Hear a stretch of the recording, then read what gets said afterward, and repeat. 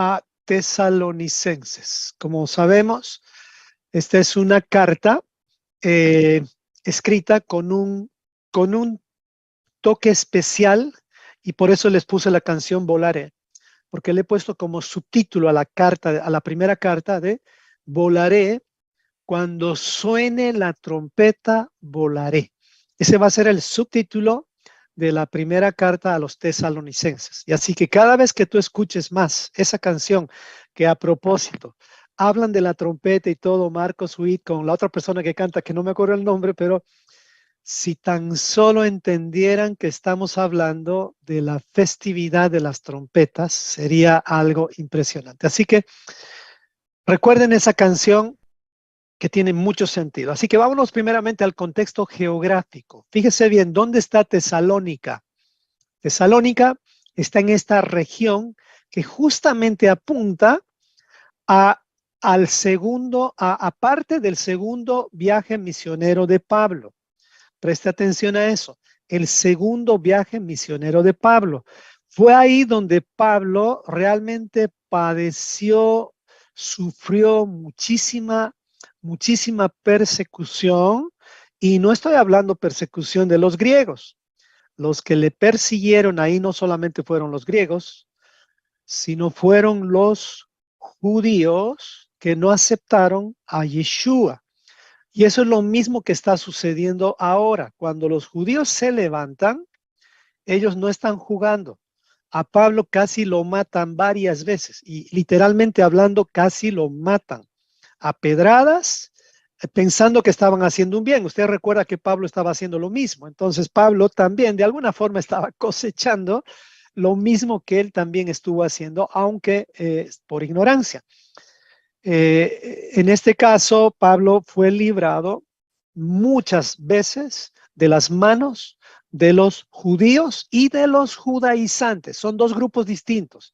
¿Quiénes son los judíos? Son los nacidos justamente en la nación de Judá o vamos a decir, el pueblo de Judá o el pueblo de, vamos a decir, las tribus que quedaron. Y los judaizantes ya son los que se han convertido ya al judaísmo. La mayoría de los judaizantes surgen justamente de ese grupo. Ahora, Pablo predicó en un ambiente greco-romano. Por esa razón, las cartas, como nunca en nuestra historia, hoy cobran mayor sentido.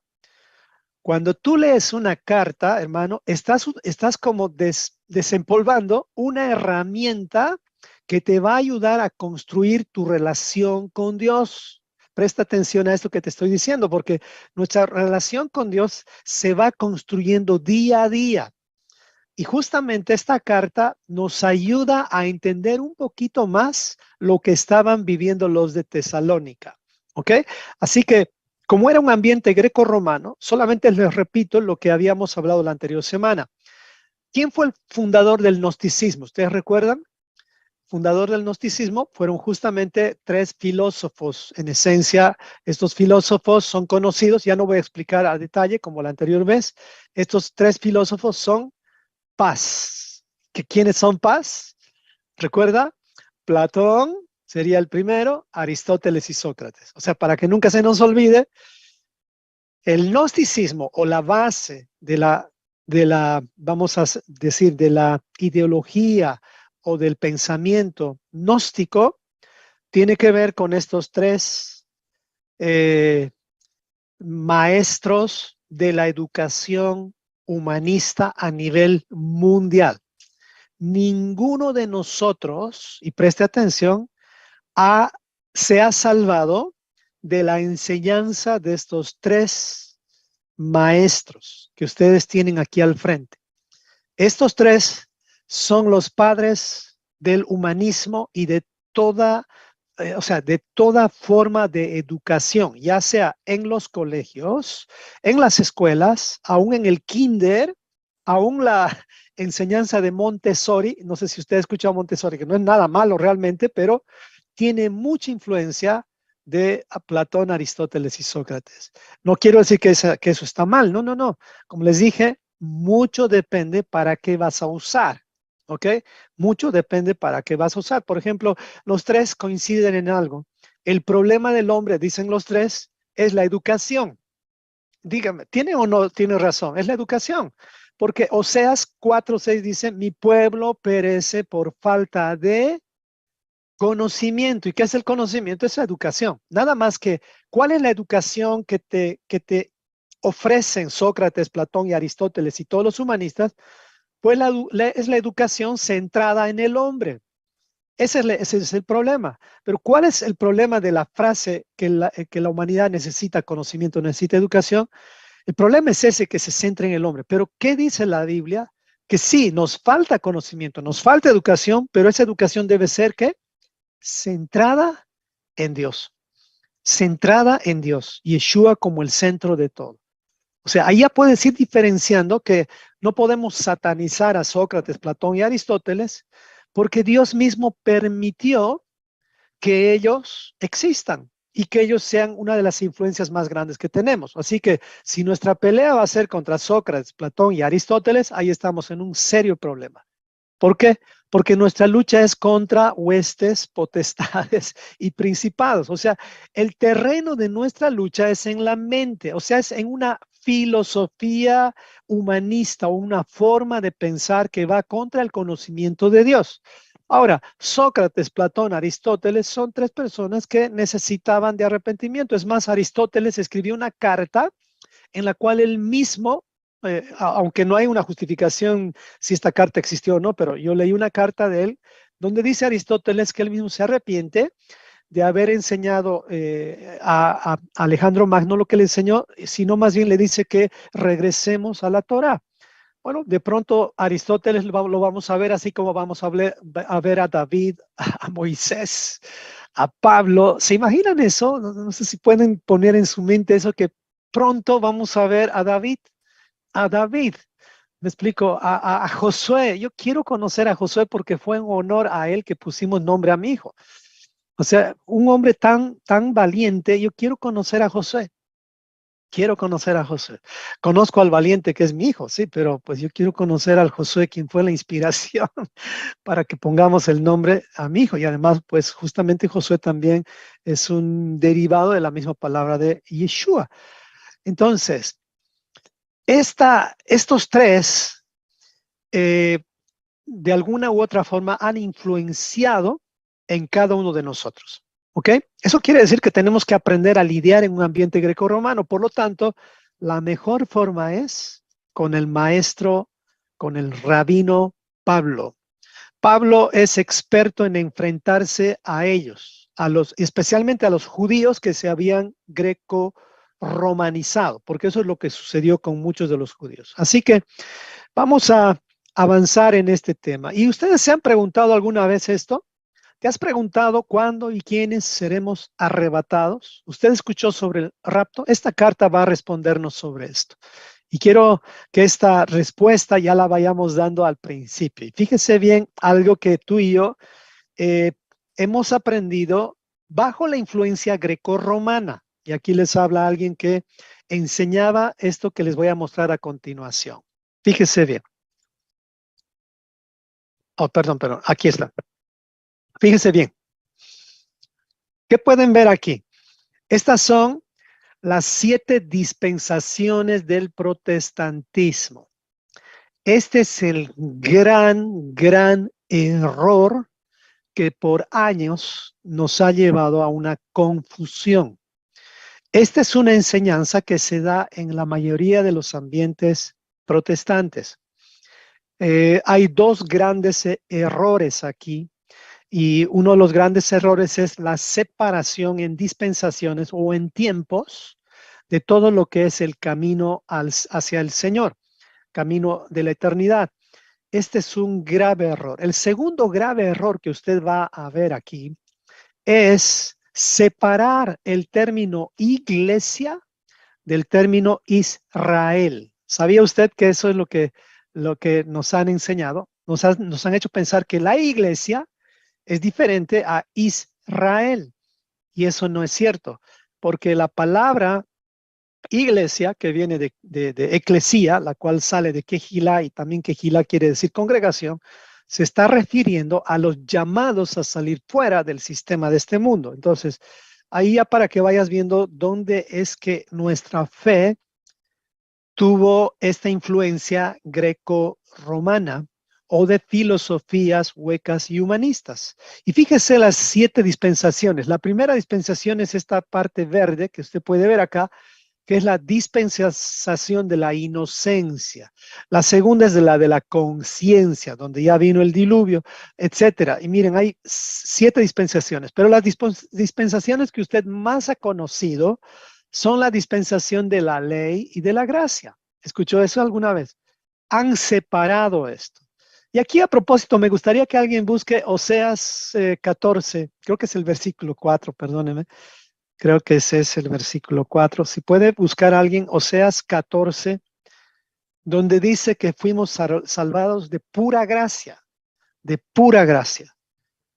Ayúdeme, por favor, que ese versículo creo que no lo noté. ¿Alguien lo tiene? Oseas capítulo 14 o Oseas algún libro, verso 14. No, un segundito, creo que yo lo tengo que encontrar. Ese 4:14 creo que es. Ya. Aquí está. Sí, ya lo tengo. Oseas 14:4. Oseas 14:4. A ver, ¿puede leerlo? Sí, Oseas 14, 4. 4. Dice, Asiria no puede salvarnos, tampoco escaparemos a caballo. No. Oseas 14:4. ¿Estoy mal? Oseas 14:4. Sí, lo que pasa es que, a ver qué increíble, esta es la Biblia, la palabra, Oseas 14:4, y esta es la Biblia Reina Valera. Primero voy a leer en la Reina Valera. Dice, yo sanaré su rebelión, los amaré de pura gracia, Ahí, porque eso mi es. ira se apartó de ellos. Ahí está bien. Estoy hablando del tema de la gracia. Fíjense, ¿en qué tiempo nos habla de los amaré de pura gracia? Fíjense bien, los amaré de pura gracia en el tiempo de Oseas. ¿Y Oseas dónde estaba? ¿Estaba en el Nuevo, en el Antiguo? ¿Dónde estaba? Estaba en el Antiguo Testamento. Si Dios ya ahí estaba manifestando su gracia, ¿por qué Noé fue hallado como uno de los maduros o perfectos? Por gracia. ¿Por qué Adán fue perdonado en un sentido de no morir instantáneamente? Por la gracia. Todo es por la gracia y la instrucción de Dios. O sea, nunca estuvieron separadas. Así que uno de los problemas más grandes que hemos tenido es estas 7 dispensaciones, y de ahí surge la doctrina del rapto. ¿Escuchó eso de la doctrina del rapto? La cual no está equivocada en el sentido de existir un arrebatamiento. Claro que hay un arrebatamiento. El problema es justamente la interpretación filosófica humanista o religiosa que ha mezclado lo que son los tiempos y las ocasiones del Señor. Por lo tanto, poniendo en orden esta interpretación de las dispensaciones, es mejor que la revises a la luz de las Escrituras. Jamás la gracia ha sido separada, jamás la iglesia ha sido separada. Siempre la iglesia o la esposa del Señor ha sido justamente Israel, el pueblo elegido, en el cual lo conforman o lo conformamos 12 tribus. ¿Qué es lo que dice la Biblia entonces en referencia al arrebatamiento o al rapto, si tú quieres llamarle también así, que el nombre correcto es arrebatamiento en realidad? Es lo siguiente. Dice, porque el Señor mismo con voz de mando, con voz de arcángel y con trompeta de Dios, descenderá del cielo y los muertos en Cristo resucitarán primero. Luego nosotros, los que vivimos, los que hayamos quedado, seremos arrebatados. Aquí está el rapto. ¿En qué tiempo ocurre el rapto? Aquí está el problema con la interpretación de las 7 dispensaciones. Nos van a llevar a 3 tiempos en el tema del rapto. Antes de la tribulación, durante la tribulación y después de la tribulación. Si eso aprendió, entonces yo le aconsejo, lleve ese conocimiento a la Biblia y se va a dar cuenta que no es ni antes, ni durante, ni después, sino es exactamente durante la festividad de las trompetas, cuando dice con voz de mando, con voz de arcángel y con trompeta de Dios, ocurrirá la segunda venida de Jesucristo. ¿Ok? Ahí es donde ocurrirá. Entonces, quería demostrarle ya de entrada uno de los principales problemas que nos resuelve la carta a los colosenses. Entonces, quería empezar con esto para que eh, ya podríamos dar respuesta a muchos de los que preguntan sobre si el rapto existe o no existe.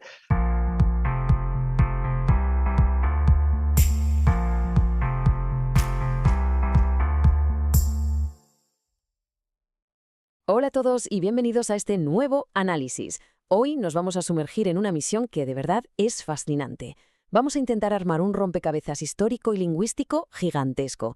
La idea es separar un evento bíblico súper antiguo de una doctrina que curiosamente es bastante moderna. Y para hacer esto bien tenemos que ir a la raíz misma del asunto. No solo vamos a revisar textos en griego y latín, sino que vamos a explorar la perspectiva original de la Torá y el hebreo antiguo. Porque créanme, la historia nos cuenta algo totalmente distinto a lo que la mayoría conoce hoy en día. Nuestra hoja de ruta para el día de hoy es muy sencilla. Vamos a arrancar con el origen de la confusión, para luego pasar a la raíz de la palabra. De ahí desglosaremos la famosa doctrina de Darby, veremos el contexto bíblico original y para cerrar pondremos sobre la mesa las diferencias clave. Bien, empecemos con el punto número 1, el origen de la confusión. A ver, hoy en día casi todos tenemos en la cabeza esta imagen de una evacuación repentina, la gente desapareciendo de la nada. Es algo que la cultura pop ha alimentado muchísimo. Pero aquí tenemos que hacer una pausa y hacernos la pregunta del millón. ¿Se encuentra realmente este rapto secreto en la Biblia o en la Torá? ¿Enseñaban los primeros creyentes sobre una evacuación secreta e instantánea? Pues les adelanto que la respuesta es un rotundo no. Resulta que la forma en que imaginamos este evento hoy fue moldeada casi por completo por medios norteamericanos súper específicos. Por ejemplo, la famosa Biblia de referencia Scofield fue la que ayudó a que estas ideas corrieran como la pólvora. Y bueno, más recientemente, la saga de novelas de Dejados atrás terminó de consolidar esa idea de una desaparición silenciosa en nuestra cultura. O sea, estamos hablando de ideas que aprendimos de la ficción y de las notas al pie de página, no de las fuentes antiguas. Y eso nos lleva directo al punto número 2, la raíz de la palabra. Para entender cómo llegamos a esto, vamos a jugar a ser detectives por un momento. Antes de llegar siquiera al griego, el pensamiento hebreo de la Torá manejaba palabras como lakach, que significa literalmente tomar o recibir. Es la palabra que se usa, por ejemplo, para describir cómo Dios tomó a Enoc. También tenemos natsal, que se refiere a rescatar o sacar a alguien del peligro. Muchísimos siglos después, cuando el apóstol Pablo le escribe a los tesalonicenses, él elige la palabra griega arpazo, que significa tomar por la fuerza o arrebatar. Es una palabra que implica acción, un movimiento rápido y repentino, pero ojo, estaba profundamente enraizada en esa esperanza original hebrea, no en una idea de huida. Siglos más tarde entra en escena San Jerónimo. Él estaba traduciendo la Biblia en latín y necesitaba un equivalente para ese término griego. Así que eligió rapimiemur, que viene del latín rapio y significa arrebatar o apoderarse. Y adivinen qué. Exacto, de ahí viene nuestra palabra en español, rapto. Así que a nivel puramente lingüístico hay un vínculo legítimo. El verdadero problema viene por todo el equipaje teológico que se le colgó muchísimo tiempo después. Y con esto entramos al punto 3, que es donde la historia da un giro inesperado, la doctrina de Darby. Demos un salto en el tiempo hasta el siglo XVIII. Aquí tenemos a un jesuita chileno llamado Manuel de Lacunza, que es quien empieza a proponer las ideas precursoras de todo esto. Pero el que realmente tomó esas ideas, las empaquetó y construyó la doctrina moderna en el siglo XIX fue el teólogo anglicano John Nelson Darby. Él ideó algo llamado dispensacionalismo, y esto es clave, porque esta idea se aleja drásticamente de la perspectiva de la Torá, que siempre se ha enfocado en la redención y en restaurar este mundo terrenal, no en escapar a otro lado. Para cuando llegó el siglo XX, esta nueva teología de escape ya se había esparcido por todas partes. Pero, ¿cuál fue la gran innovación de Darby en todo esto? Bueno, históricamente, siempre se había enseñado un solo regreso del Mesías para restaurar la tierra. Pero Darby lo partió a la mitad. Dijo que habría dos fases. La fase 1 sería el rapto secreto, básicamente una evacuación invisible antes de un tiempo de gran tribulación. Y la fase 2 ya sería el regreso visible. Esta separación tan marcada en dos etapas, la verdad, no tenía ningún tipo de precedente en el cristianismo histórico, ni mucho menos en las raíces hebreas. Entonces, vayamos al punto 4, el contexto bíblico original. Veamos qué decía realmente el texto. Si anclamos esto en el texto fuente, 1 de Tesalonicenses 4:16 dice, porque el Señor mismo descenderá del cielo con voz de mando, con voz de arcángel y con trompeta de Dios. Pongan mucha atención a esas palabras, voz de mando, trompeta de Dios, que si volvemos a la cosmovisión de la Torá, nos conecta directamente con el sonido majestuoso e imponente del shofar. A ver, ¿esto le suena a un evento secreto o silencioso en donde la gente desaparece sin que nadie lo note? Para nada. Está describiendo un evento monumental, glorioso, superpúblico y definitivamente muy ruidoso. Entonces, si no es una huida silenciosa, ¿qué significa exactamente esto de ser arrebatados para recibir al Señor en el aire? Bueno, imagínense las costumbres del Medio Oriente en la antigüedad. Cuando un rey o una figura importantísima venía a visitar una ciudad, la gente no se quedaba en sus casas esperando cruzada de brazos. Salían a las afueras, iban a darle una bienvenida por todo lo alto, para luego formar una especie de escolta de honor y entrar de regreso a la ciudad junto a él. Era un comité de bienvenida gigantesco. El texto, en realidad, está usando esa metáfora, salir a recibir al Señor para acompañarlo en su llegada triunfal y definitiva a la tierra, no para abandonarla para siempre. Y así llegamos a nuestro último punto, las diferencias clave. Pongamos los dos conceptos frente a frente para que quede súper claro. Por un lado tenemos el arrebatamiento histórico y bíblico. Es público, es glorioso, suena tan fuerte como un shofar. Ocurre como el punto culminante de la restauración de la tierra, y su propósito es funcionar como un comité de bienvenida. Está anclado, como vimos, en el pensamiento original de la Torá y el cristianismo antiguo. Por otro lado, tenemos la doctrina popular del rapto. Nos la venden como algo secreto, una especie de escotilla de escape antes de que las cosas se pongan feas. Y su base, como ya descubrimos, es enteramente producto del dispensacionalismo de Darby en el siglo XIX. La diferencia entre ambos es de verdad abismal. Para ir cerrando este análisis, me gustaría dejarles una reflexión. Saber que toda esta idea de escapar del mundo a través de un rapto secreto fue literalmente construida en el siglo XIX, alejándose de sus ricas raíces hebreas, cambia por completo las reglas del juego. Nos obliga a preguntarnos, ¿cuántas otras ideas que hoy damos por sentadas necesitan ser revisadas a la luz de la historia original? Ojalá que esto les haya despertado las ganas de ir a investigar y de escarbar en las fuentes. Muchísimas gracias por acompañarnos, no dejen de cuestionar y nos vemos en la próxima.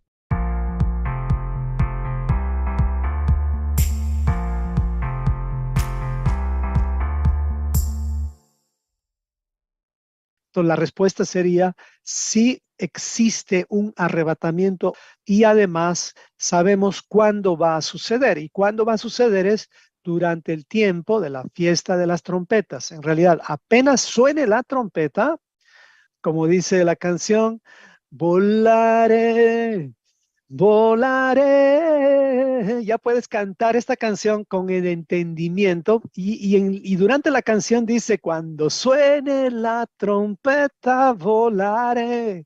Así que no pusimos esta canción simplemente porque sonaba alegre, sino porque esta canción realmente yo creo que es otro de los regalos de Dios para nuestras vidas, para entender que Dios puede utilizar a cualquier persona para darnos un anuncio. Y estas palabras se han sacado justamente de la carta a los tesalonicenses. Así que vamos de entrada a la carta, y esta carta fue escrita por Pablo.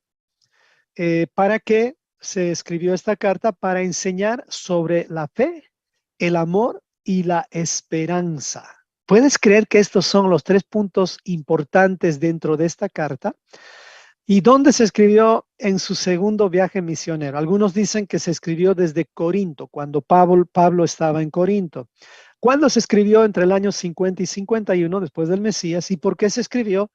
Para explicar sobre la esperanza de la resurrección de los muertos en Yeshua. ¿Ok? Así es que tenemos aquí ya el detalle, gracias a Geraldine, que nos ha ayudado a corregir mis errores ortográficos.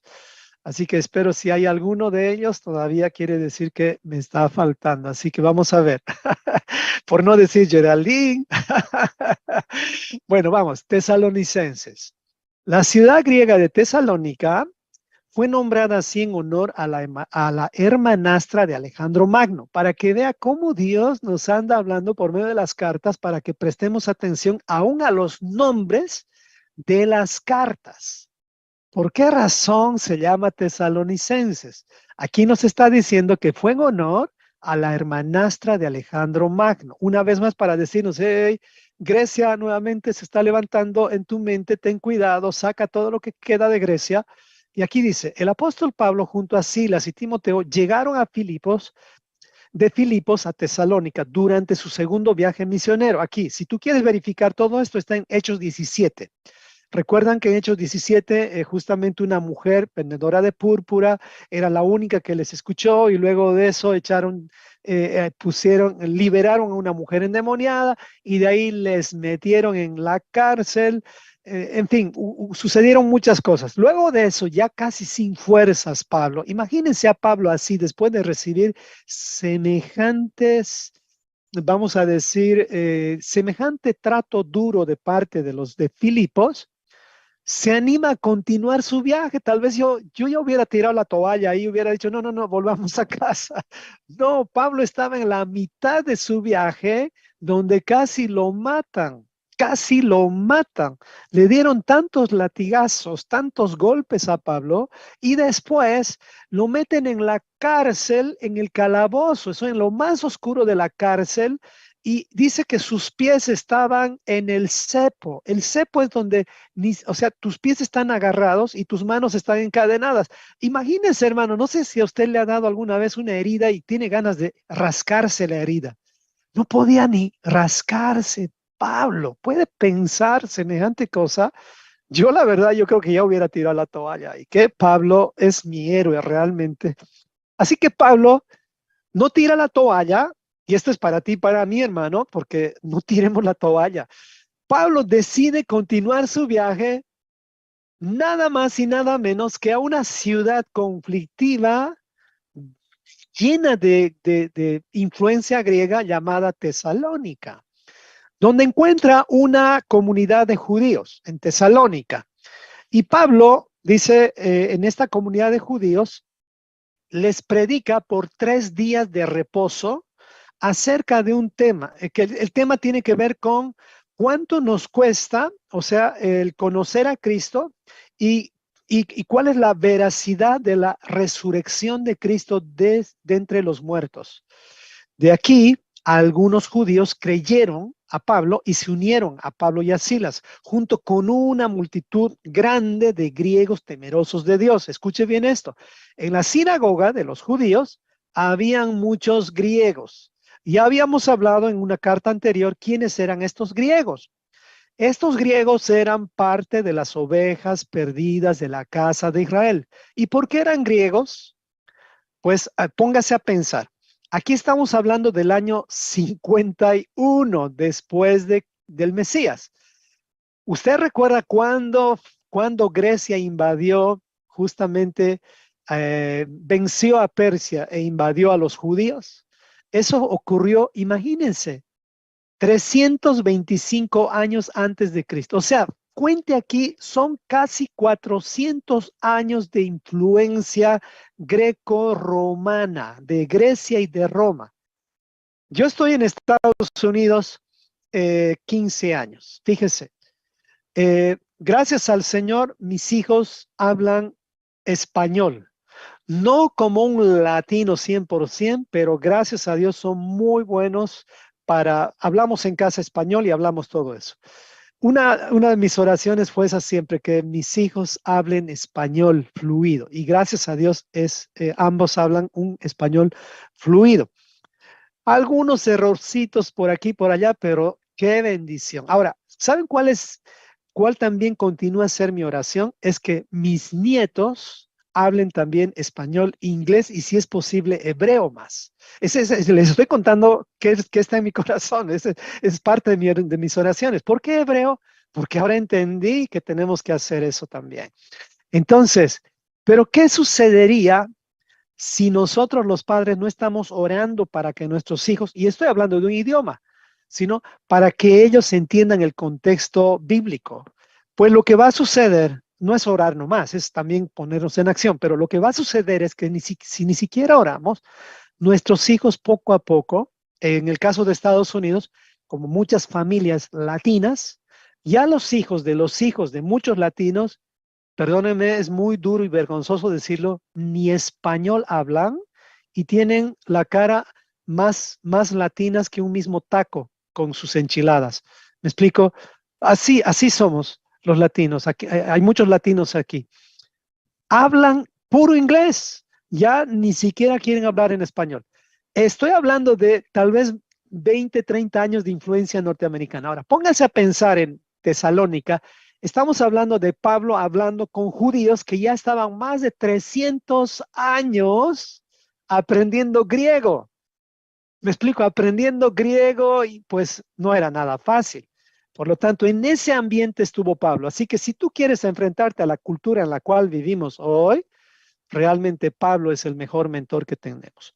Porque él sí se enfrentó a una cultura bastante helenizada sí, helenizada sería la palabra correcta. Así que esta carta te va a ayudar para eso. Fíjense entonces, Pablo estaba predicando, enseñando a los judíos por 3 días de reposo. O sea, 3 semanas estuvo allá. 3 semanas predicando. ¿Qué es lo que sucedió después de que él habló? Se levantaron un grupo de judíos por celo, por envidia, y empezaron a alborotar al pueblo y se quejaron a las autoridades griegas y romanas, greco-romanas, en ese tiempo eran las dos, para acusar a Pablo. Así es que no pudieron agarrar a Pablo porque ya los hermanos enviaron a Pablo rápidamente a la siguiente ciudad, que es Berea. Fueron a la ciudad de Berea, donde las personas eran más nobles. Así que Pablo, sin embargo, él enseñó en Tesalónica lo más que pudo, pero después se fue muy triste porque no pudo terminar de hablar con ellos. Así que de esa forma surge la carta a los tesalonicenses, porque hubieron varias preguntas que le hicieron los tesalonicenses.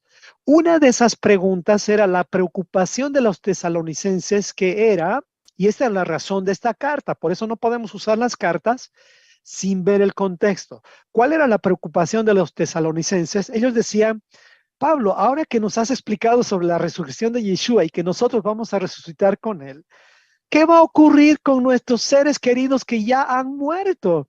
¿Qué va a pasar con ellos? Estamos preocupados por mi mamá, por mi papá, por mi abuelita, aún por nuestros hijos que han muerto.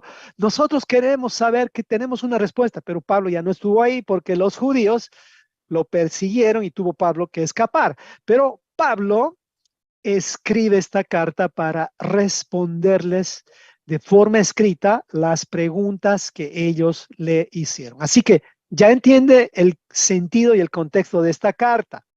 Así que no vayamos a agarrar nuevamente un versículo sin entender el contexto de esta carta tampoco, ¿no? ¿Cuál es el relato central del libro? Entonces, el tema central es la esperanza de la resurrección en Yeshua. Ese es el tema central de esta carta. Y para un mejor entendimiento, vamos a dividir la carta en 4 secciones. Le recomiendo que escuche la Biblia verso por verso. Está tremenda, pero comience con la pieza 52, que es ahí donde usted va a aprender bastante. En la pieza 52, Yosef divide la carta en 2 partes. Yo me basé en esas 2 partes, pero quise ampliar un poquito más y dividí la carta en 4 secciones y te vas a dar cuenta por qué. Así que vámonos a la primera sección de la carta a los tesalonicenses, y esta es la parte del capítulo 1. ¿De qué nos habla el capítulo 1? Fíjese bien, nos habla de los 3 temas fundamentales del pacto renovado. ¿Cuáles son estos 3 temas fundamentales? La fe, el amor y la esperanza. ¿Dónde vimos estos 3 temas? ¿Alguien puede escribir en el chat? ¿En qué otra carta se ven estos 3 temas así con claridad? ¿En qué carta se recomiendan las 3 mismas cosas? La fe, la esperanza y el amor, o la fe, el amor y la esperanza. ¿Alguien recuerda? Escríbalo en el chat, por favor. Y bueno, entonces, cuando hablamos de la fe, ¿de qué estamos hablando? Y es algo interesante que Pablo ni siquiera dice solamente la fe, sino Pablo dice la obra de nuestra fe. ¿Alguna vez escuchó eso? La obra de nuestra fe.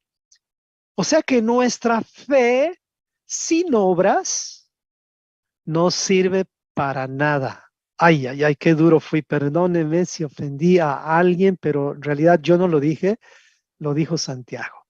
Así que me estoy agarrando y cubriendo con Santiago, porque Santiago dijo que la fe sin obras es muerta, muerta. La fe sin obras es muerta. Ahí alguien ya respondió dónde está la fe, la esperanza y el amor. Primera de Corintios capítulo 13, versículo 13. O sea que Pablo nos está mostrando una vez más el entendimiento de estos tres temas. ¿Y sabe dónde está el entendimiento de estos tres temas? En la carta primera a los tesalonicenses. Si usted leyó Corintios y quiso entender a qué se refiere Pablo entre ahora permanece en la fe, la esperanza y el amor, pues primera Tesalonicenses te va a ampliar a qué se refiere todo esto. Así que la fe o la obra de nuestra fe debe estar fundamentada en el pasado. Preste atención a esto. La fe está fundamentada en el pasado, el amor está fundamentado en el presente y la esperanza está fundamentada en el futuro. ¿Por qué? Vamos a ver por qué. Veamos con la primera parte. La fe o la obra de nuestra fe debe estar fundamentada en el pasado, es decir, en los hechos históricos que demuestran fiel cumplimiento de las promesas de Dios, hechas a nuestros antepasados. Por eso, fíjese, cuando oramos, ¿qué tenemos que decir cuando oramos? Y tenemos que aquí aprender cómo es que oraba David, cómo es que oraban. Cuando David estaba en persecución, usted sabe cómo él oraba: Señor, líbrame de mis enemigos, así como libraste a Josué, así como tú dijiste, así como tú prometiste, así como hiciste con tal y con David. O sea, me explico.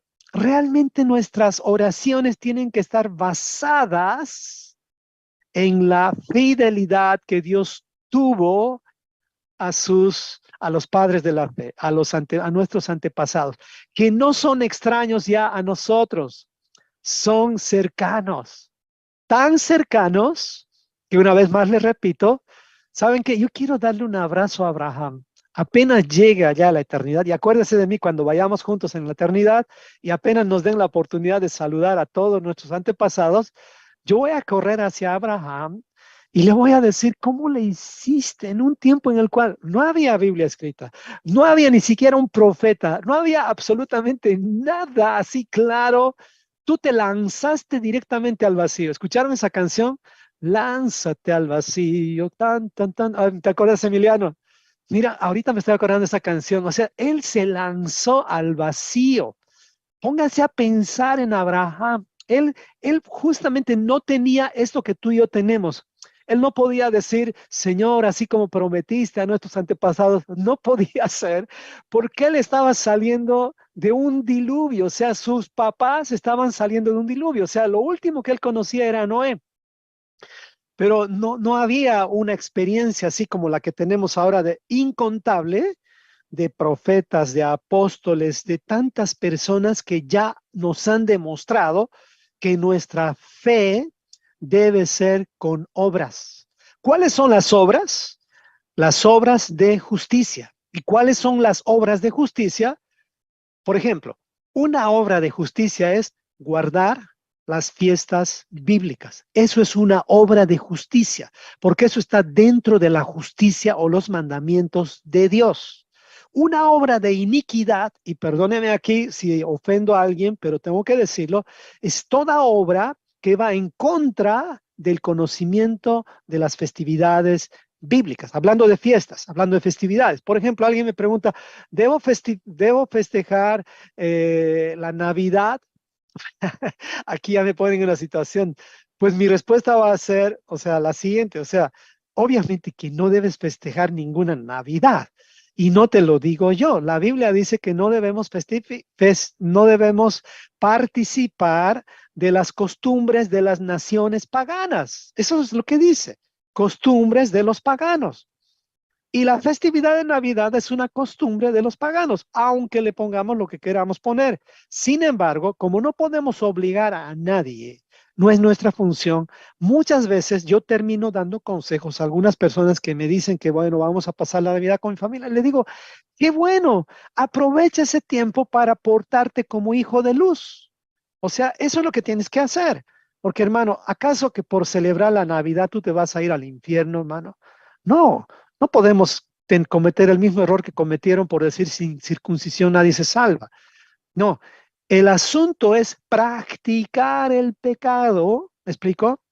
Ese es el problema. Pero si tú sabiendo la verdad y no lo vas a, o sea, sabiendo qué es lo bueno, sabiendo cómo hacer lo bueno y no lo haces, obviamente ahí ya el problema es serio. Sí que este año de pronto tú tienes confusión con el tema de la Navidad, por ejemplo, que es el tema que se acerca pronto. Miren, lo que les dije hace tiempo, tranquilo, o sea, celebra la Navidad con su familia, no se haga fiestas, celébrelo, porque ahorita usted está empezando y no tuvo un estudio sobre el tema de la Navidad, pero no me va a decir que el siguiente año no va a tener 365 días del año para revisar si lo que le estamos enseñando es verdad o no es verdad, o es bíblico o no es bíblico. O sea, aquí ya la responsabilidad está en ti.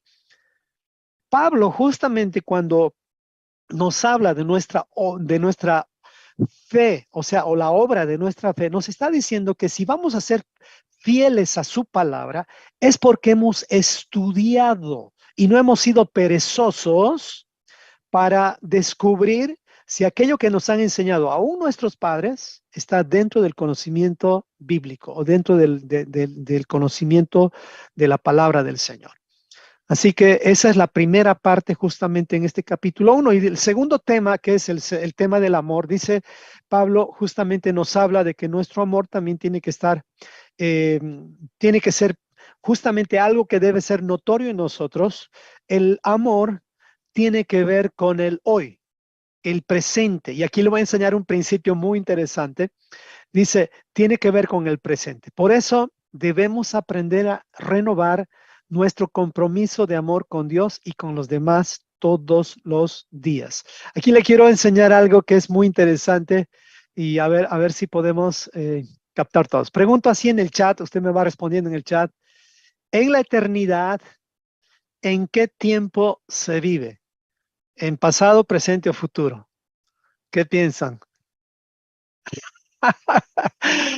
O sea, yo sé que yo no he estado en la eternidad, pero estoy queriendo ahorita, vamos a hacer un análisis así para que aprendamos un principio muy interesante que tiene que ver con el amor. Ahí hay alguien que respondió sin tiempo, ok, o sea, sin límites, ahí ya dijeron lo que está sucediendo. O sea, en la eternidad realmente todo el tiempo es hoy, todo el tiempo es presente si quiere en cierto sentido, pero es un presente ilimitado, porque abarca lo que para nosotros es el entendimiento del pasado y abarca también el futuro, pero en realidad en la eternidad no hay tiempo, no hay límites, no hay cómo medir las cosas, pero Dios, ¿recuerdan ustedes cuál fue el nombre que él manifestó a Moisés cuando le preguntó, ¿quién me está enviando? ¿Qué dijo él? ¿Alguien recuerda? ¿Cuál fue el nombre que él le dijo? Yo soy el que soy. Yo soy el que soy. ¿Qué significa yo soy el que soy? Pues hoy yo soy el que soy. Mañana yo soy el que soy. Pasado yo soy el que soy. O sea, él es el hoy, él es el presente. En la eternidad, él es el hoy, él es la eternidad, él es el que llena todo en nuestras vidas. O sea, en nuestro entendimiento, en esta dimensión en la cual vivimos, justamente el amor es la mejor representación de Dios, porque el amor representa el presente. O sea que si tú quieres tomar una probadita de lo que es la eternidad, deja de vivir en el pasado y deja de vivir en el futuro. No sé si me explico. Hay mucha gente que no tiene su mente aquí porque su mente la tiene en el pasado. Oh, cuán bueno fue el pasado o cuán malo fue el pasado. No lo podemos tener aquí. O mucha gente anda en un futuro a ver qué va a pasar mañana, algunos preocupados, algunos sin saber qué hacer en el futuro. ¿Y qué dice la Biblia? Dejen de pensar así. Ninguno de ustedes puede hacer nada para mañana, ni siquiera saben si van a estar mañana. Así que la orden de la Biblia es justamente que nos enfoquemos en el hoy, en el hoy. Y el hoy, recuerde bien esto, tiene justamente esa cara de amor. Por eso una de las cosas que a mí más me impacta y ahora entiendo mejor es cuando Dios dice, y Dios es amor. Dios es amor. El amor justamente, que es la segunda cosa que nos habla el capítulo 1, tiene que ver con el presente. No sé si esto te amplía un poquito más, o sea, lo que estamos tratando de entender en cuanto a la enseñanza de Pablo de los tres temas fundamentales en el primer capítulo de la carta a los tesalonicenses. La obra de nuestra fe, la permanencia en el amor y tener la esperanza en el futuro. ¿Ok? Vamos adelante. Pero dale, Geraldine, te escuchamos. Sí, pastor, es relativo a lo que usted estaba hablando. Me encanta este versículo que Dios nos da en Eclesiastés 3:11, que dice, todo lo hizo hermoso en su tiempo y ha puesto eternidad en el corazón de ellos, sin que alcance el hombre a entender la obra que ha hecho Dios desde el principio hasta el fin. Es impresionante. Wow, qué increíble eso. Y me has hecho recuerdo a una de las cosas también que van a prevalecer. Dice, y estas tres son importantes, la fe, la esperanza y el amor. Pero el mayor de ellos es el amor. ¿En qué tiempo tenemos que vivir, hermanos? En el amor. Cuando hablamos del amor, estamos en el tiempo presente, en el presente. El tercer tema que se toca justamente en la primera epístola, en el primer capítulo de la carta a los tesalonicenses, tiene que ver con, que dice la esperanza.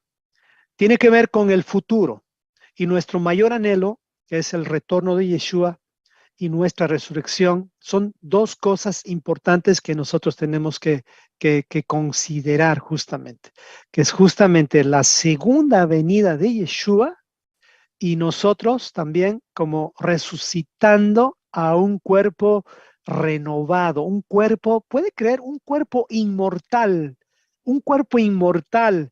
Miren, y yo quería sacar un ejemplo, pero a ver, se los voy a leer, se los voy a hablar el ejemplo. Se los voy a hablar el ejemplo. Si usted se mira en el espejo, mírese en el espejo, vamos a imaginarnos que nos estamos mirando en el espejo. La pregunta es, ¿Dios estará mirando en usted lo que usted es al mirarle a usted en el espejo, así como usted se ve en este momento? Póngase a pensar, ¿será que tú eres esa persona que te estás mirando hoy en el espejo? La respuesta es no. Tú no eres esa persona que te estás mirando en el espejo. ¿Sabe por qué? Porque lo que estás mirando es solamente un envase descartable. No sé si me explico.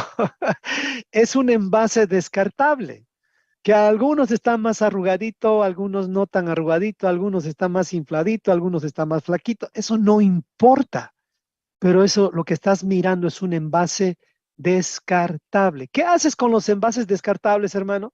Piensa, ¿qué haces? ¿Los guardas para tu casa para que siempre te duren y los estés lavando todos los días? ¿Alguien recupera los vasos de papel para lavarlos todos los días? Pues no, lo que hacemos es tirarlos a la basura. ¿Qué es lo que Dios va a hacer con eso que ves en el espejo en este momento y que tanta gente invierte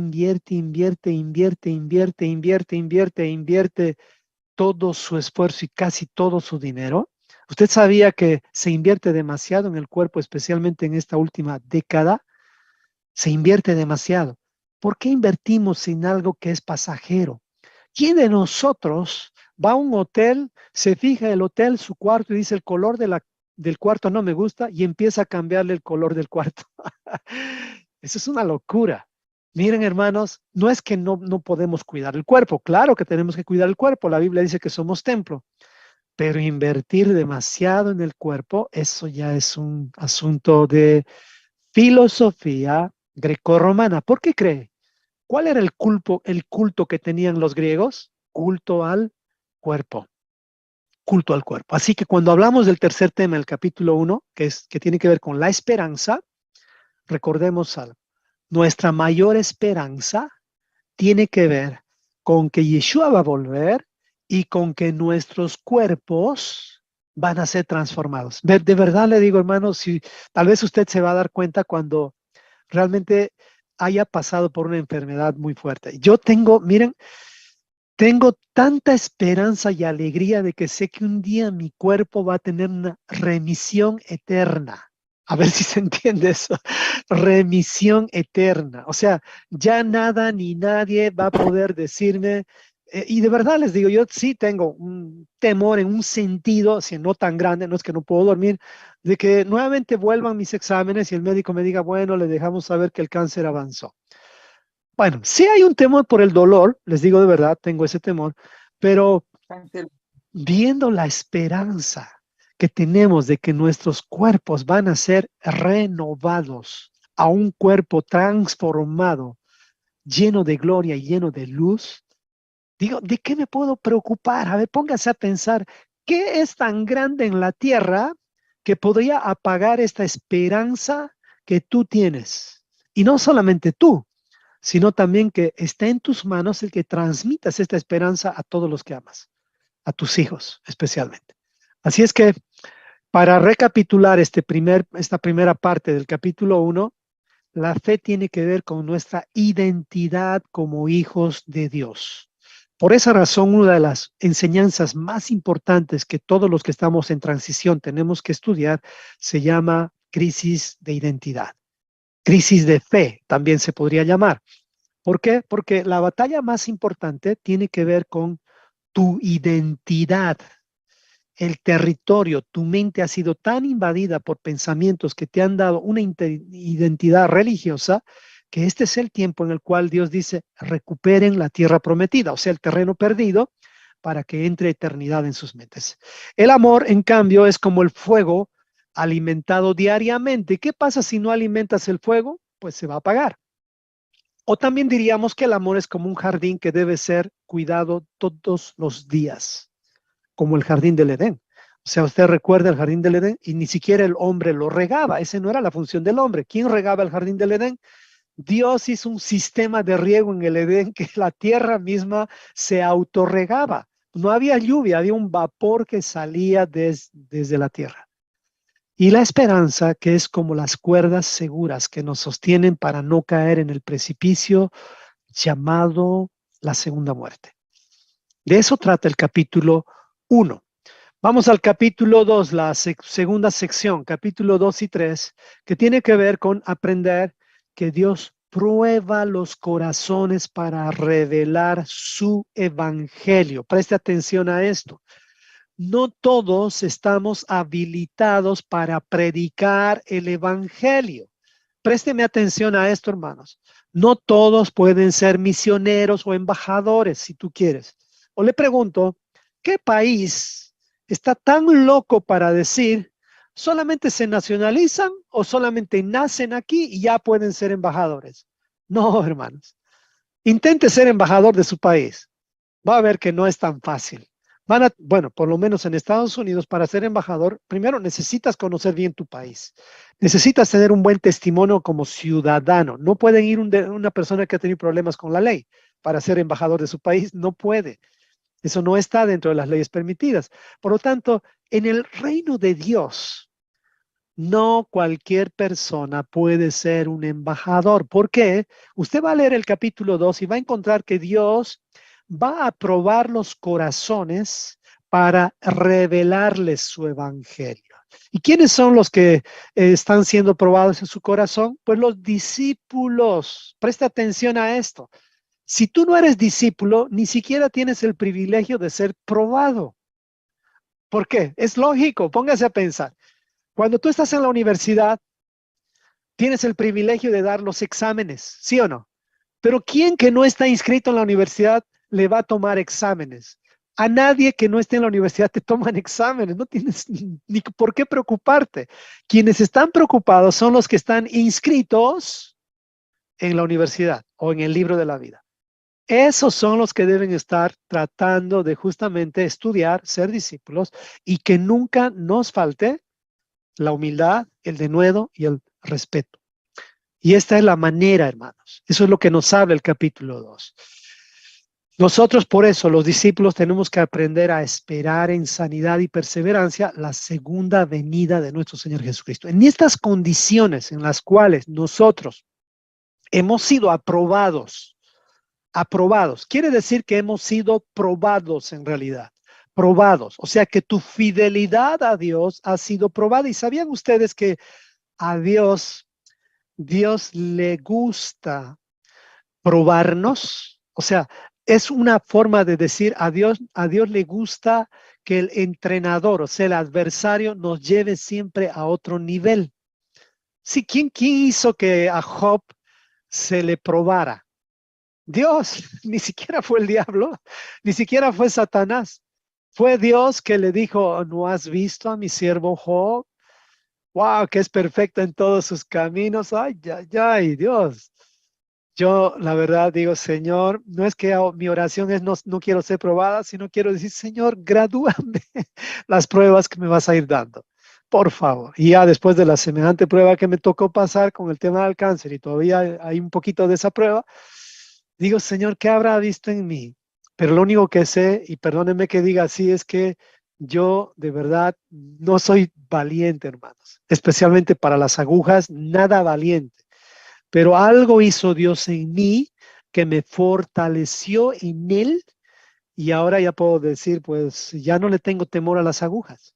Hasta abro mis ojos cuando me están poniendo una aguja. Y me suena hasta interesante el cómo está entrando la aguja en mi cuerpo. No puedo creer que yo pueda ver eso y antes yo veía las agujas y de verdad les digo, me daba hasta náuseas. O sea, por la impresión que tenía. Pero bueno, Dios es el que hace las cosas en aquellos que somos débiles también. Amén. Creo que había una mano levantada, si no me equivoco. Sí, pastor, ¿Escucho? justamente antes que pase esto de los capítulos 2 y 3, Ujú. es impresionante cómo en Primera Tesalonicenses 2, justamente ellos, en esta versión que es tan clarita, dice, al contrario, recientes aún los sufrimientos y ultrajes, como están enterados, como usted explicó al principio, llenos de la confianza en nuestro Dios, nosotros les anunciamos su mensaje en medio de una fuerte oposición. Nuestra exhortación, en efecto, nunca se ha basado en el engaño, en turbios motivos o en el fraude. Si hablamos es porque Dios nos ha juzgado dignos de confiarnos su buena noticia. Me emociona lo que usted dice cuando dice no cualquiera puede ser embajador, no cualquiera puede llevar esta buena noticia del reino. Seamos esos hijos de Dios que nos esmeremos, porque dice, si hablamos es porque Dios nos ha juzgado dignos de confiarnos buena noticia y no tratamos de complacer a la gente, sino a Dios que examina lo más profundo de nuestro ser. Amén, amén. Gracias, Geraldine. Verdaderamente, cuando somos embajadores en el nombre de Cristo, no es para cualquier persona. El nombre, recuerden ustedes, es como una marca, un sello que llevamos. Y ese nombre, que es sobre todo nombre, no lo puedes manejar como a ti te da la gana. No sé si me explico, y creo que el tercer mandamiento lo aclara muchísimo más, que dice, no debes o no podemos o no debemos levantar el nombre del Señor en vano. Capítulo 4. Pablo cuando escribe, aparte de enseñar doctrina, también nos exhorta a que nuestras actitudes o nuestra conducta siempre sean agradables a Dios en todo tiempo. Eso es lo que dice el capítulo 4. Y que nunca olvidemos que la voluntad de Dios para sus hijos es que aprendamos, escuche bien esto, a santificarnos. Eso está escrito en Tesalonicenses capítulo 4, que la voluntad del Señor es nuestra santificación. Y dice, de esta forma no nos vamos a desviar del camino. Para eso es la santificación. La santificación es prácticamente, no sé si usted ha estado en una calle, por lo menos en algunos países existe esto. Tenemos acá en Estados Unidos las carreteras, y aquí me van a entender bien los que estuvieron acá manejando un auto. Tú tienes el auto, estás manejando, y cuando de alguna forma te estás desviando, en los costados de las carreteras existen como unos como calaminas ondulados en las carreteras. te sales un poquito y tu carro empieza a sonar, brrr, empieza a hacer un ruido tu carro porque estás saliéndote del camino. El camino de la santificación es así. O sea, y Dios va a usar a tu cónyuge, a tus hijos, a una persona, una prédica, al Espíritu de Dios va a usar todo para decirte, hey, no estás en mi camino, vuelve, vuelve, vuelve. Y eso es lo que nosotros tenemos que tener, pedir a Dios como oración, Señor, hazme sensible. ¿Sabes por qué? Porque si tú no oras para volverte sensible diariamente, te vas a endurecer. Por eso es que no pueden recibir la palabra aquellos que tienen el corazón endurecido. Ese es el gran problema de la religión. La religión nos va a acomodar justamente en una falsa paz, en una falsa paz basada en la apariencia. De ahí es que Pablo siempre exhortaba a que nuestras conductas tengan mucha sensibilidad en cuanto a reconocer si estamos o no en el camino de la santificación. Y no confundamos el camino de la salvación con el camino de la santificación. La salvación prácticamente es por gracia y es en Yeshua, pero la santificación es el proceso en el cual cada día nos estamos pareciendo más al santo. ¿Qué dice la Biblia? En Levítico dice, sean santos, así como yo soy santo.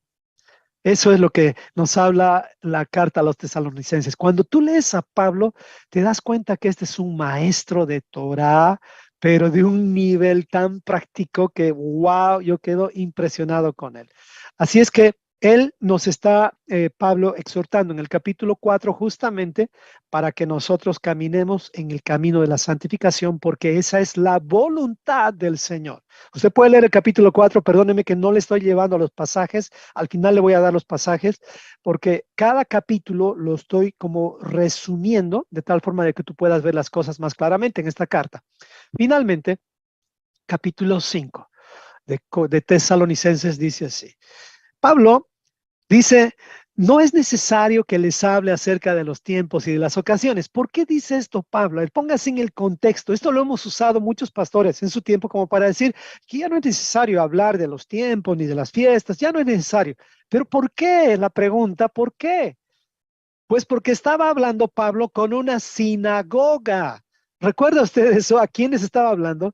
En la sinagoga, la Torá estaba siendo predicada en esa comunidad todo el tiempo. ¿Y quiénes más estaban en la sinagoga? Los temerosos de Dios, es decir, los griegos que estaban también festejando las festividades bíblicas. Pablo dice, ya no es necesario hablarles de eso porque ustedes ya, pues, eso es lo que más saben. Están dominando eso. Pero sí dice, o sea, todos los que ya están estudiando Torah, ya no hay necesidad de hablarles de que guarda las fiestas, porque cada Shabbat se habla sobre eso. Ya no estaban en tinieblas. Ya no estaban en tinieblas. Y esto es muy importante entender, porque la luz, o sea, la Torah, justamente alumbra nuestros caminos. Ya no caminamos en tinieblas. ¿Quién es el que camina en tinieblas? Es aquel que no tiene la luz de Dios, o sea, la Torá, que es la luz. Lámpara a mis pies es tu camino, tu palabra, perdón, y lumbrera a mi caminar. Si nosotros estamos caminando en esta luz, ya cuando venga Cristo, ya no nos va a sorprender. No nos va a sorprender. ¿Por qué? Porque ya sabemos cuándo va a regresar Yeshua. ¿Cuándo va a regresar Yeshua? En la festividad de las trompetas. Lo tenemos clarísimo. Otra cosa es el ciego, o sea, es peor el ciego que no quiere ver. Hay muchos que leen esto y empiezan a desviar las cosas, pero no discuta con ellos. Así que Pablo aquí nos exhorta a seguir velando y dice también a ser sobrio. ¿Sabe quién es un sobrio? Un sobrio, lo contrario a sobrio es estar embriagado. Un borracho. Un borracho no sabe ni qué hora es.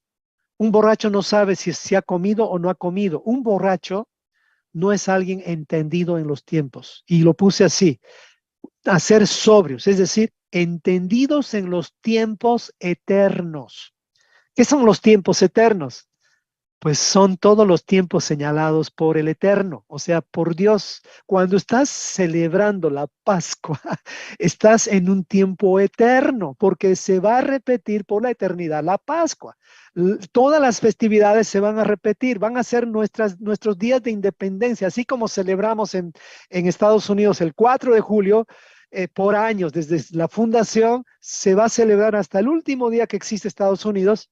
Pues la noticia, hermano amado, es más te vale practicar aquí en la tierra y ser fiel. Aquí es donde se ve quiénes son fieles, si ya estamos aprendiendo a celebrar los tiempos eternos o los Moadim. Finalmente, Pablo, vamos a revisar, ayúdame, Emiliano, con eso. Finalmente, Pablo nos anima a apoyar la obra con acciones de gratitud.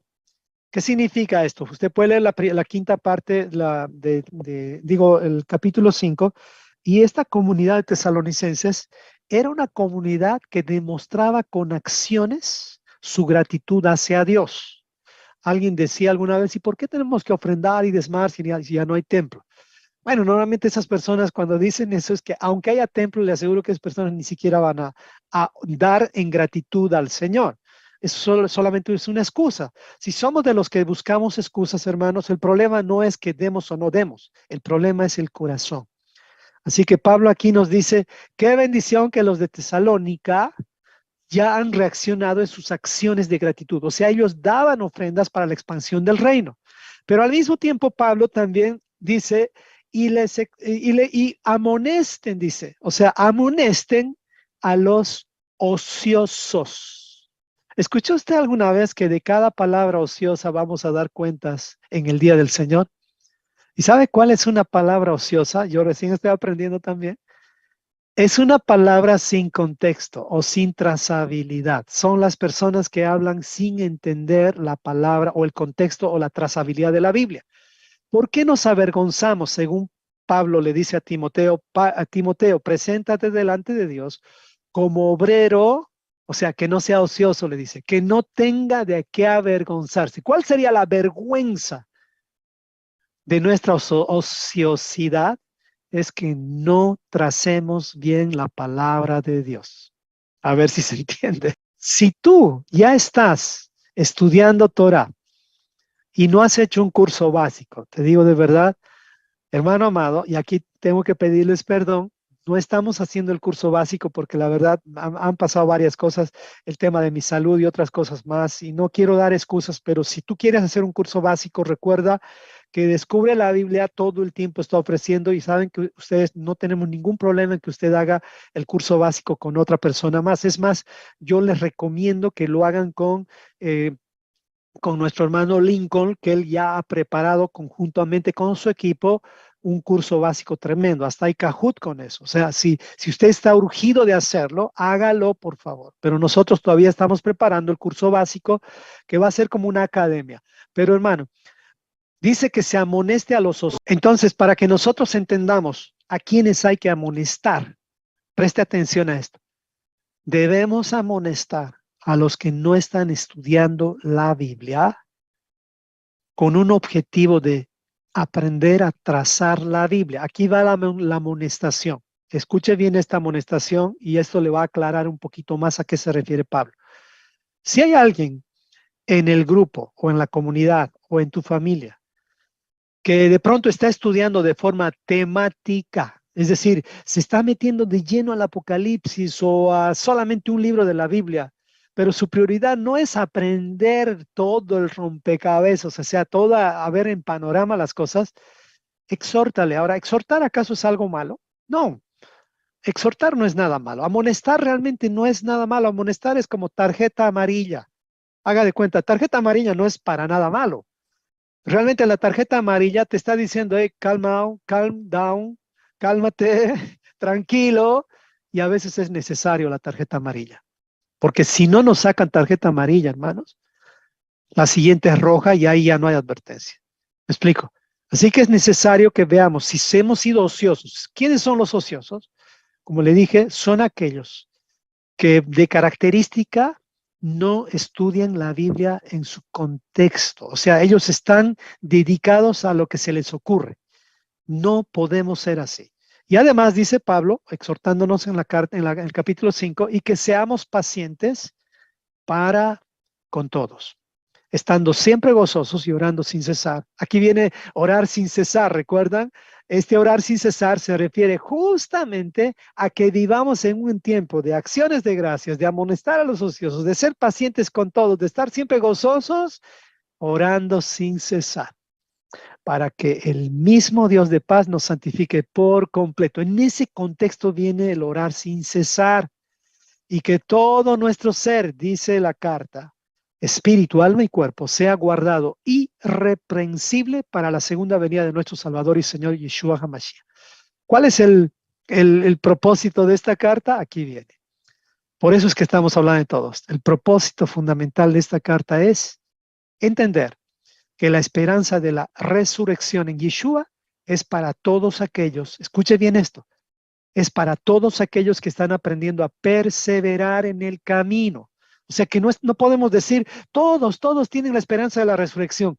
Mano amado, te haríamos daño si te decimos esto. No. Dice la Biblia, los que perseveran hasta el fin, si quieres, esos resucitarán o esos serán salvos. Es lo mismo. Porque ¿qué es la salvación? Es la resurrección de los muertos. O sea, esos son los que van a vivir nuevamente. Entonces, aquellos que tienen en sus vidas como una marca, van a tener dos cosas. Y esta es la marca de los que están aprendiendo a perseverar en el camino. La marca tiene que ver como una moneda de dos caras. La marca tiene que ver, en un lado de la moneda, el testimonio de Yeshua. En el otro lado de la moneda es el aprendizaje de sus mandamientos. Eso es, Jesucristo en una moneda es el Salvador por gracia, y en la otra parte de la moneda es el Señor porque obedecemos sus mandamientos. No hay dónde perdernos. Todas estas personas somos aquellos que estamos aprendiendo a hacer teshuvá de todo corazón.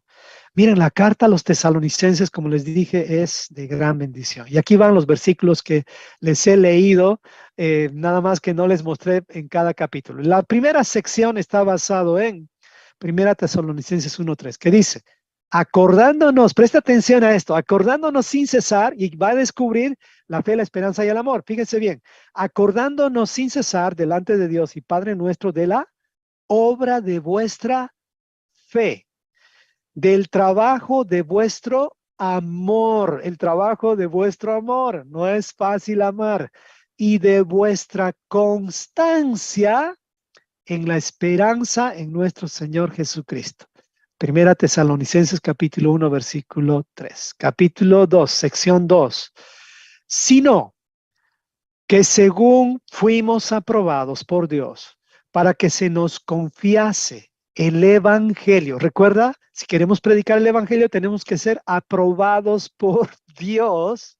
Dice, sino que según fuimos aprobados por Dios para que se nos confiase el evangelio, así hablamos. O sea, no hablamos porque simplemente se nos ocurrió. Y no hablamos, dice, para agradar a los hombres, sino a Dios, que prueba una vez más nuestros corazones. ¿Qué es nuestro corazón, hermanos? El corazón en realidad es nuestra forma de pensar, nuestra mente. O sea, si nuestra forma de pensar no va alineándose diariamente a lo que dice la palabra de Dios, pues no piense usted que Dios va a estar contento con usted. ¿Quién está contento con vamos a decir, con alguien que trabaja en tu empresa y tú le dices, estas son las 10 reglas de la empresa? Pero a este hombre ni le importan las 10 reglas de la empresa. Él vive como le da la gana. Miren, lo van a despedir tarde o temprano, más temprano que tarde. Pero le aseguro que lo van a despedir. ¿Será que a Dios le podemos engañar? No. Por eso es que aquí Pablo dice, predicando el evangelio no para agradar a los hombres, sino a Dios. Amén. Sección 3, capítulo 4, es del 16 al 18. Porque el Señor mismo, con voz de mando y con voz de arcángel y con trompeta de Dios, descenderá del cielo, y los muertos en Cristo resucitarán primero. Luego, nosotros, los que vivimos, los que hayamos quedado, seremos arrebatados juntamente con ellos en las nubes para recibir al Señor en el aire. y así estaremos siempre, ¿cuándo? Siempre con el Señor. ¿Qué significa siempre? Presente, hoy, o sea, para siempre. Por tanto, aliéntense los unos a los otros con estas palabras. Y finalmente, Tesalonicenses 5, la quinta sección, la cuarta sección. Pero nosotros que somos del día, seamos sobrios, habiéndonos vestido. Nuevamente encuentre aquí la fe, la esperanza y el amor, pero Pablo lo pone de otra forma. Fíjese, habiéndonos vestido. Ya esta palabra vestir en el contexto bíblico, usted sabe, pertenecer a la escuela de Cristo. Eso significa estar vestido de Cristo, si quiere. Como en una universidad, cuando uno ve una universidad, una polera, una persona con una polera que dice, por ejemplo, USF, quiere decir que esta persona es un estudiante de la Universidad de USF. Bueno, hay personas que se ponen por simplemente ponerse la polera, pero bueno, hay también cristianos o creyentes que solamente se ponen la pantalla, ¿no? O sea, no seamos de esos. Seamos verdaderos discípulos. Hay discípulos falsos. Espero que usted no sea uno de los falsos que solamente se pone la polera o se viste de Cristo para aparentar. No, estos que se visten, dice, con la coraza de fe. La coraza de fe. Pablo relaciona la coraza de fe a las obras de fe. ¿Qué son las obras? ¿Qué son la coraza de fe? La coraza es lo que te protege. Usted sabía que o sea, nosotros somos protegidos cuando dudamos por la fe de Abraham, por la fe de Moisés, por la fe de Daniel, por la fe de Oseas, por todas esas personas que han pasado. Tú analizas sus vidas, o sea, realmente eran personas que tenían los mismos problemas que tú y yo. ¿Acaso Moisés aún Jesús, aún Yeshua, dice que él fue tentado en todo? Tentado en todo quiere decir que él pasó por todas las pruebas que tú y yo también hemos pasado, nada más que sin pecado. La coraza de fe es un trabajo, o sea, la coraza de fe es una obra, no es una cosa pasiva. Y del amor, dice. O sea, vestidos con la coraza de fe y del amor. Y con la esperanza, aquí viene, de salvación, como el yelmo, o sea, lo que está siempre en tu mente.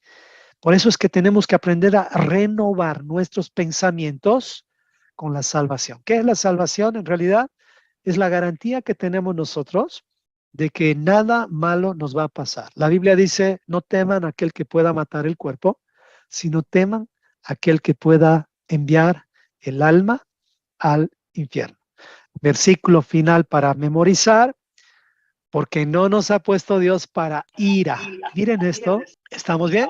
Sino para alcanzar salvación por medio de nuestro Señor Jesucristo. Una vez más, porque no nos ha puesto Dios para ira. O sea que no vayan a pensar, o sea, y es verdad esto, pero no vayamos a pensar que la ira de Dios se va a descargar sobre nosotros y Dios está sediento de que su ira se descargue sobre nosotros. No.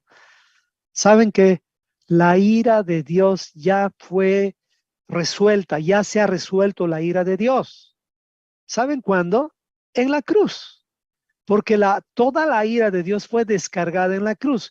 ¿Qué es lo que va a ocurrir con aquellos que van a ser condenados? O sea, ya no va a ser lo mismo que pasó cuando Yeshua pagó el precio por ti y por mí. No, imagínense, pónganse a pensar, ¿qué hubiera pasado si cada uno pagaba por su pecado? Ah, no, ahí ni siquiera podías ya, ni existíamos. Dios nos iba a destruir en este mismo instante. Miren el amor de Dios que nos da la oportunidad de poder arrepentirnos. Nada más que la ira de Dios fue descargada sobre su Hijo. Y ahora, ¿qué es lo que nos queda? Una de las misericordias más grandes que hay. ¿Y saben cuál es esa misericordia? Aunque ustedes no lo crean, es el día del juicio. Es el día del Señor. ¿Por qué? Porque Dios nos está dando tiempo. No es como un juez malo que dice, métanlo a prisión ahora. El Señor nos está diciendo, hoy es el día. Todos los días nos está diciendo, hoy es el día de hacer teshuva. Hoy es el día de arrepentirse. Si escuchas hoy su voz, no endurezcas tu corazón. Miren Dios como clamando, como rogándote. ¿Por qué? Porque su ira ya ha sido satisfecha. Ahora su ira va a ser simplemente el cumplimiento de que Dios es justo. Y sería injusto que Dios no envíe o no condene al culpable. Sería injusto. ¿O tú harías eso? Imagínense, como les dije el ejemplo anterior, ¿qué clama un padre que ha visto que han violado a sus hijos, a su esposa? ¿Qué clama un padre cuando ha visto todo eso? Un padre clama por justicia. Un padre clama por justicia. Pero Dios en su amor lo que ha hecho es satisfacer esa justicia. Y ese padre que de pronto clama por justicia, él se da cuenta por medio de Cristo que también Yeshua pagó por esa injusticia. Y ahí es donde ese padre dice, Señor, solamente te pido, en este caso el Señor te pide que un padre así, no sé si ustedes vieron alguna vez padres que estaban perdonando a los asesinos de sus hijos, aquí en esta tierra, ni siquiera allá en el cielo. Y Dios es el que da ese poder. Es increíble cómo nos sana la sanidad. Ahora, este versículo, porque no nos ha puesto Dios para ira, tiene el contexto siguiente. Aquí está.